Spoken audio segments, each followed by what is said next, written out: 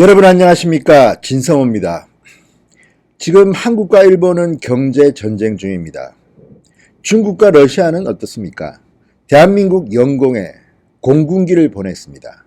대한민국 영공을 침범했습니다.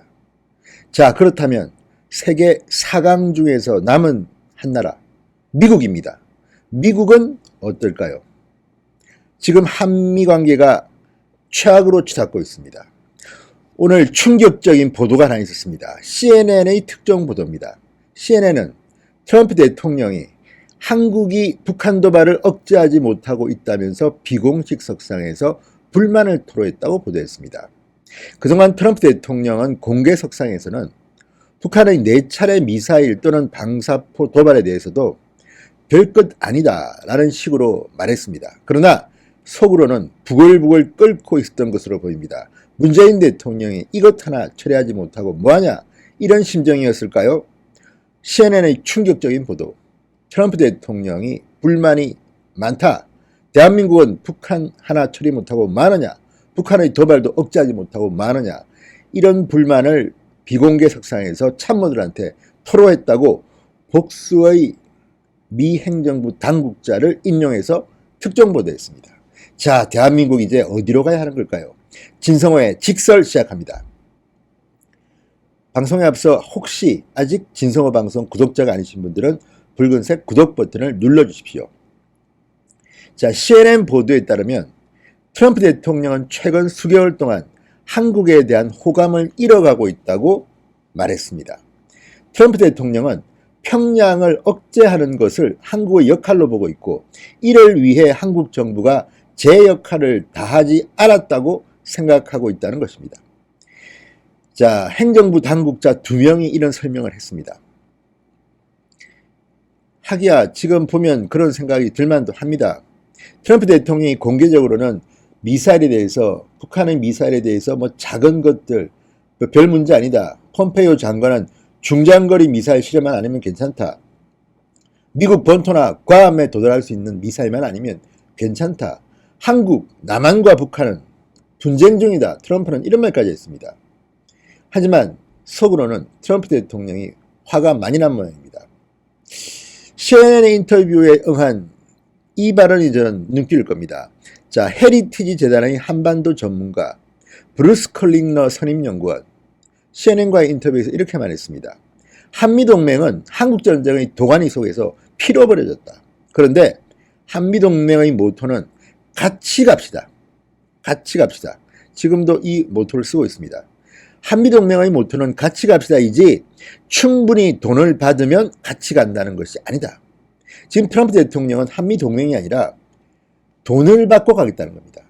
자, 오늘 에스퍼 미 국방신임 장관이 한국을 찾았습니다. 그런데 놀라운 것은 정경두 국방부 장관을 찾지 않고 외교부로 갔다는 겁니다. 강경화 외교부 장관부터 먼저 만났습니다. 물론 정경두 장관이 그동안 보여줬던 여러 발언들 실망스럽습니다.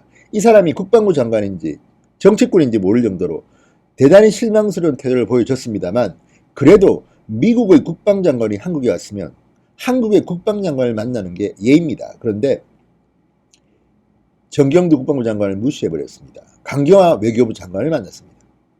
그리고 강경화 장관을 만나는 형식도 남달랐습니다.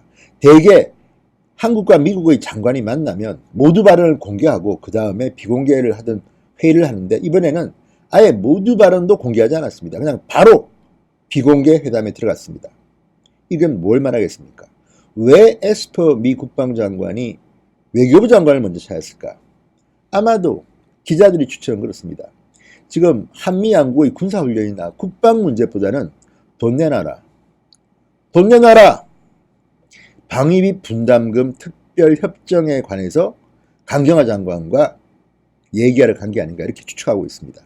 이 정도로 한미 관계는 지금 급냉하고 있습니다. 노골적입니다. 자, 비피인나랑 매사추세츠 공대 교수는 트럼프 대통령은 미국의 공식 동맹인 한국보다 김정은을 더 존중한다고 꼬집었습니다. 데이비드 맥스웰 민주주의 수호재단 선임연구원은 김정은이가 한미동맹을 약화하기 위해 노력해왔다. 트럼프 대통령의 방위비 분담금 인상 요구가 동맹을 훼손하는 퍼펙트 스톰이 될 수 있다 이렇게 말했습니다. 그러니까 결론적으로 말하면 트럼프 대통령은 지금 한국을 동맹으로 보지 않는 것 같습니다. 그냥 돈을 내놓으면 우리가 지켜주겠다.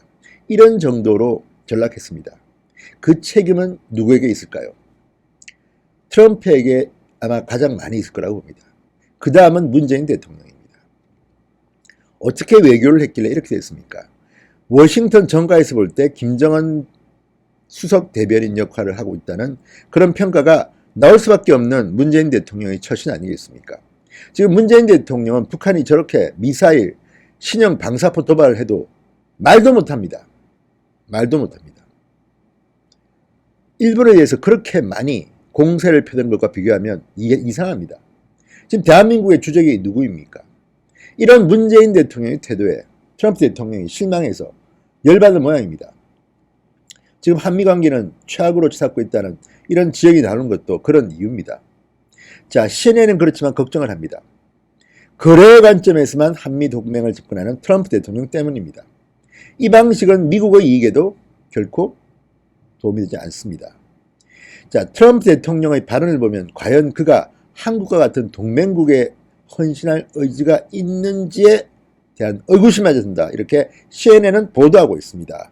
미국의 언론도 이렇게 보고 있는데 과연 트럼프 대통령은 문재인 대통령과 앞으로 어떤 관계를 유지할까요? 계속 돈만 뜯어갈까요? 만약에 트럼프 대통령이 한국 안보는 너희들이 알아서 해라. 그러면 지금 우리는 어떻게 될까요? 완전히 동맹이 사라져버리는 겁니다. 설린 이웃이라던 일본과는 거의 전쟁 상태로 가버렸고 중국과 러시아는 음흉한 세력들입니다. 경제적으로는 우리와 교류할 수 있지만 군사적으로는 과거부터 적이었습니다. 그런데 북한, 러시아, 중국 동맹은 견고해지고 한미 이런 느슨해질 정도가 아니라 이제 거의 결렬 상태로 가고 있습니다. 큰일입니다. 문재인 대통령이 정신을 차려야 하는데 도대체 정신 차릴 기미가 보이지 않습니다. 어쨌든 트럼프가 문재인 대통령에게 크게 실망했나 봅니다. 한미동맹, 결국 우리는 돈을 내고 한미동맹을 사야 하는 시대에 왔는지 모르겠습니다. 비참합니다. 진성호의 직설이었습니다. 여러분 감사합니다.